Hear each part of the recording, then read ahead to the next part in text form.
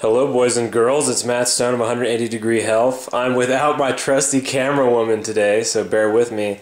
This is actually my first time using this camera, so it could be, it could be messy. Anyways, we're making some Thai soup today. You can see my basic ingredients here.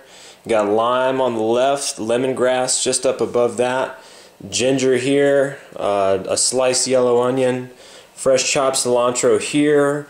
Here we have some really nice tender baby bok choy that I chopped up. We have a red bell pepper that I did a nice julienne on. Top right we got some serrano chilies there, some serrano peppers very hot that I sliced up. A lot like a regular Thai chilies, and then we got our coconut milk already opened up and ready to go. Let's go get some chicken. Get some chicken in it this time, organic chicken. Alright, I'm going to slice that up after we get it going, but let's get it going here. Alright, got our pan nice and hot. First things first, we got a nice chunk of butter going in there. Okay, so it's a little too hot for the butter. You can see it's browning, but I'm going to put the onions in first here.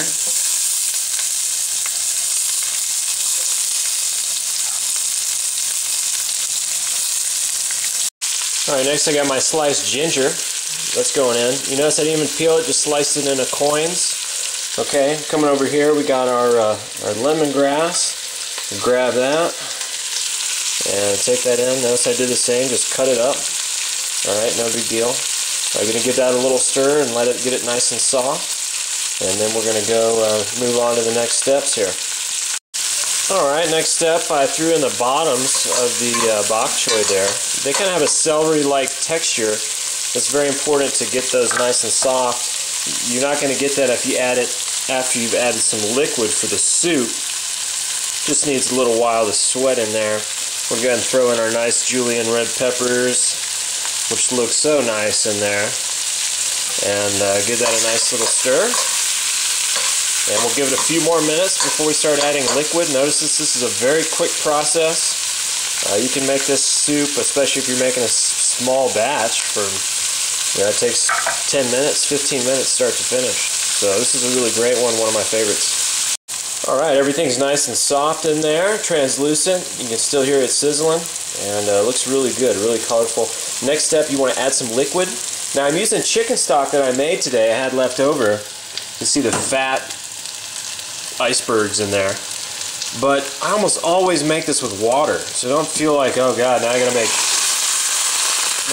chicken stock too to make this soup. You definitely do not have to make chicken stock to make this soup. And notice my measuring cup is absent in this process. Not a big fan of the measuring cup. And but we're going to cover it really well. And we'll do about half liquid, whether it's water or chicken stock, doesn't really matter. About half liquid and half coconut milk, kind of equal parts there. Alright, so we'll add that, we'll bring it to a boil. That looks like plenty. And then once that comes to a boil, we'll do throw our coconut milk in there. Alright, we're back. It's only been 6-7 minutes since I turned it off. I added the coconut milk, I brought everything to a boil. It's been boiling for about 1 minute. You can see everything's churning pretty good there. And this is totally optional here, but I just can't help myself. Add a little bit of heavy whipping cream, just a little bit. Seems to give it a much silkier texture than just coconut milk alone. That's kind of a Western cheat technique there on making Thai food. But now we're almost done. We're going to add our chicken, which you can see I sliced very thinly. Alright.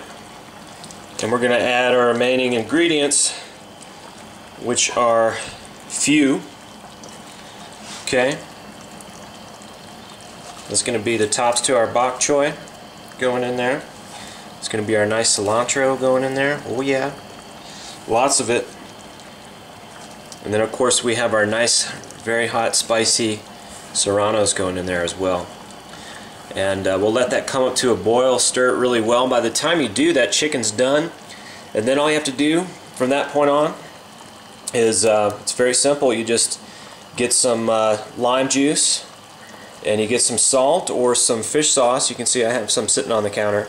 And use a combination of salt and sour to really get the flavors just right, and just play around with them. It's all by taste. There's no way to come up with a formula to hit that perfectly, but I'm going to shut it off and take this over to my future mother-in-law's house and give her some of this soup. So thanks again. I'll see you next time. Matt Stone of 180 Degree Health.